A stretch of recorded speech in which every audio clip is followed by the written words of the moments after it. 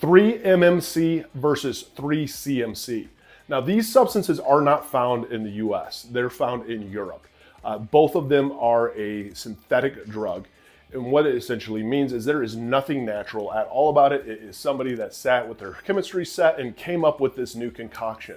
And the difference between 3-MMC versus 3-CMC is 3-CMC is more of a sedative than 3-MMC, which is a lot more euphoric. That is the big difference between these two different drugs, is how one gives you a lot more of a euphoric feeling, where one is a lot more of a sedative feeling.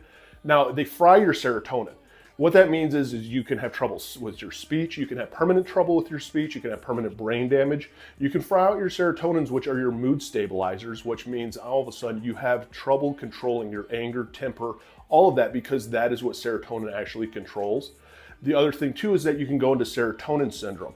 Now, a light version of serotonin syndrome is like twitching of the legs to all the way up to now all of a sudden you go into hypothermia because you cannot regulate your body's temperature and you end up cooking yourself. These are very dangerous substances, especially when it comes to synthetics. They are a lot more potent and powerful than anything that has a natural substance with it at all. And it's almost like a passing fad. I am surprised by how many synthetics are out there now in Europe. And the thing is fentanyl has not made it over to Europe yet, essentially. Eventually that cross will end up being there because fentanyl is a synthetic, it's extremely addictive.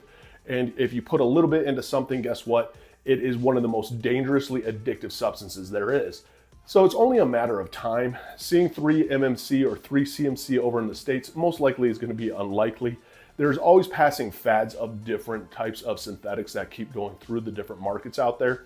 It's scary stuff when it comes to a synthetic because you don't know exactly what you're putting into your body and how it's actually going to work with you.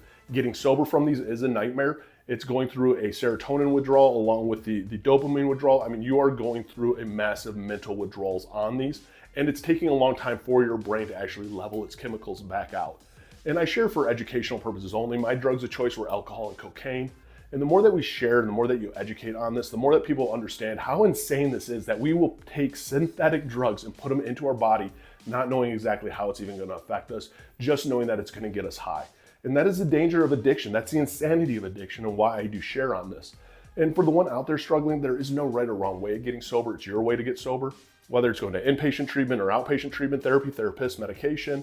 And download Sunflower Sober. Start tracking your days of sobriety. Start talking to Sam, the 24-hour support. Start learning about, addiction and journaling and understanding your urges and cravings. Who knows? Go to an NA meeting. Go to an AA meeting. Find what works for you. There is no right or wrong way of getting sober. It's your way of getting sober. It's one day at a time, and it's fighting forward with everything that you got. I believe in you.